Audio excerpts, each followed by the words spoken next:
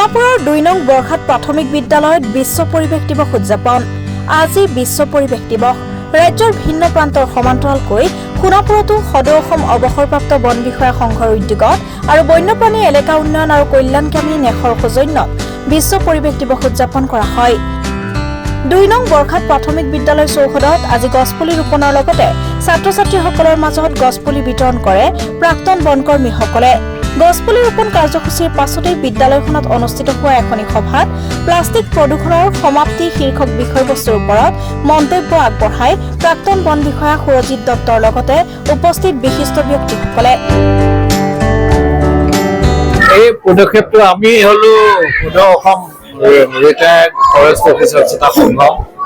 আমি আজি কেইবছৰমানৰ পৰা এনেকে আমি কিবা এটাতো কাম কৰিব লাগিব ৰিটায়াৰমেণ্টৰ পিছত। গতিকে আমাৰ মানে সংঘটোৰ ফালৰ পৰা আমি প্ৰতি বছৰে বেলেগ বেলেগ কাম কৰোঁ। তাৰ ভিতৰত আমি সদায় বিশ্ব পৰিৱেশ দিৱসৰ দিনাখন এখন স্কুলত লৈ সৰু সৰু ল'ৰা ছোৱালীবোৰৰ লগত একেলগে আমি কথা পাতি তেওঁলোকক পৰিৱেশৰ বিষয়ে জ্ঞান এটা দি তেওঁৰ লগত ভাত এসাঁজ খাই আমি অকমান বুজাই মেলি গোটেইখিনি বুজাই থৈ আহোঁ। এনেকে আজি 4 বছৰৰ পৰা এইটো 4th year, আজি 4 বছৰৰ 4th year আমি পালন কৰিছো। আমাক একচুৱেলি আমাৰ বন্যপ্ৰাণী এটা কল্যাণমূলক ট্ৰাষ্ট আছে। সেই ট্ৰাষ্টে একচুৱেলি আমাক তেখেতসকলৰ মেক্সিমাম তেওঁলোকৰ সৌজন্যতে আমি কৰোঁ। আমি একেলগে মিলি পেলাই কৰোঁ। গোটেই পইচা পাতিখিনি তেখেতসকলৰ পৰাই দিয়ে, কিন্তু আমি কামখিনি কৰি দিওঁ। জলবায়ু পৰিৱৰ্তনে আমাৰ হয়, আমি জলবায়ু পৰিৱৰ্তনৰ বিভিন্ন আমি এই জলবায়ু যদি আমি সঠিক ৰূপত আনিব খোজো, অৱস্থালৈ আনিব বিচাৰো, তেতিয়াহ'লে আমাৰ কৰণীয় আমাৰ কৰণীয়টো বহুত আছে। গোটেই আমি পৰিৱেশটো নষ্ট কৰি পেলালো। এইটোতো যদিও আমি আজিকালি প্ৰত্যেক বছৰে এটা থিম লৈছে, এবাৰ প্লাষ্টিক বৰ্জন কৰিব লাগে বুলি থিম লৈছে, কিন্তু আচল কথাটো হ'ল যে পৰিৱেশটো আমাৰ সম্পূৰ্ণ নষ্ট হৈ গৈছে। আমিয়ে নষ্ট কৰিছো। গতিকে গোটেই বায়ুমণ্ডলটো নষ্ট কৰিছো, গেছ কৰিছো। গতিকে এইটো যদি পৰিৱেশ নষ্টটো বন্ধ নকৰো, প্লাষ্টিকেই মেজৰ। তাৰ ভিতৰত ধৰক 50% নষ্ট প্লাষ্টিকে কৰে বা তেল বা গেছ যিবোৰ ওলাই তাৰ পৰা হয়। গতিকে এইটো যদি আমি ভালকে ঠিক কৰিব নোৱাৰো, তেতিয়াহ'লে আমাৰ মানুহ ফিউচাৰ জেনেৰেশ্যনটো নাথাকিবই।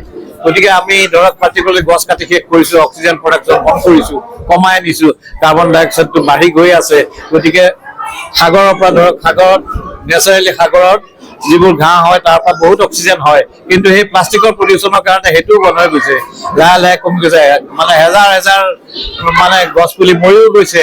গতিকে এইটো যদি আমি ঠিক কৰিব নোৱাৰো, তেতিয়াহ'লে নেচাৰেলি আমাৰ ফিউচাৰ জেনেৰেশ্যনটো চেঞ্জ হৈ যাব। সেইটো কাৰণে আমি বিচাৰো ল'ৰা ছোৱালীখিনিক এটলিষ্ট যদি আমি বুজাব পাৰো, এটলিষ্ট সিহঁতি ডাঙৰ হ'লে এটলিষ্ট কিবা এটাতো কৰিব, কিবা এটা সৰু এটা কৰিলেও আমাৰ কাৰণে ভাল। আচলতে কৰিলে কিন্তু হ'ব পাৰিব, আইনটো কৰি আছে, কিন্তু মানুহে নিজে নামানিলে নহ'ব নহয়। এতিয়াতো মই যিমান দূৰ জানো, এতিয়া বেছিভাগ কেঞ্চাৰৰ গুৰি হ'ল প্লাষ্টিকৰ মাইক্ৰ'প্লাষ্টিক বুলি যিটো ওলাই, প্ৰত্যেক প্লাষ্টিকৰ পৰা বটলৰ পৰা ওলাই, গৰম পানী দিলেই ওলাই, চাহ কাপটোতো ওলাই। গতিকে সেইটোৱেতো ভিতৰত গৈ আমাক যিটো কেমিকেলছ আহে, সেইটোৱে মেইনলি কেঞ্চাৰ কৰা মেইন। গতিকে আমাৰ কেঞ্চাৰ যেনেকে বাঢ়িছে, কাৰণটো হ'ল প্লাষ্টিকেই এটা ওৱান অফ দি ৰিজন। বাকী মাটিটো গৈ পেলাই প্লাষ্টিকটো গৈ পেলাই নষ্ট কৰে মাটিখিনি, সেইখিনি আমি খাওঁ। মানে গতিকে নেচাৰেলি আমাৰ চব ফালৰ পৰা হাৰ্মেই হৈছে। প্লাষ্টিক বন্ধ হ'ব লাগিলে আমি বাচি থোৱাটো টান। এইবাৰৰ পৰিৱেশ বিশ্ব মেইন থিম প্লাষ্টিক মুক্ত প্ৰদূষণ মুক্ত এখন বিশ্ব। হয়, এই থিমটোত আজিৰ দিনত আমাৰ মানে প্লাষ্টিকটো বন্ধ কৰিব লাগে। এটলিষ্ট কমচে কম ল'ৰা ছোৱালীখিনিক বুজাব লাগে যে এটলিষ্ট প্লাষ্টিকৰ ঠোঙা লৈ যাতে বজাৰৰ পৰা নাহে। এটলিষ্ট মাক দেউতাকক সেইটো কৈ বন্ধ কৰিব পাৰে যে তোমালোকে প্লাষ্টিক ঠোঙা নানিবা, সেইটো বাদ কৰা। বা প্লাষ্টিকৰ গিলাচতো আমি খাব নালাগে। গৰম বস্তু খালে তাতে মাইক্ৰ'প্লাষ্টিক আহে। গতিকে আমাৰ উদ্দেশ্য হ'ল ল'ৰা ছোৱালীখিনিক কোৱা যে তোমালোকে যিমান পাৰা প্লাষ্টিকটো বাদ দিয়া, যিমান পাৰা। সেইটোকে আমি আশা কৰিছো। কি ক'ব পাৰো ক'ব নোৱাৰো আমি। সোনাপুৰৰ পৰা পূৰবী কাশ্যপৰ ৰিপৰ্ট, সংবাদ লহৰ।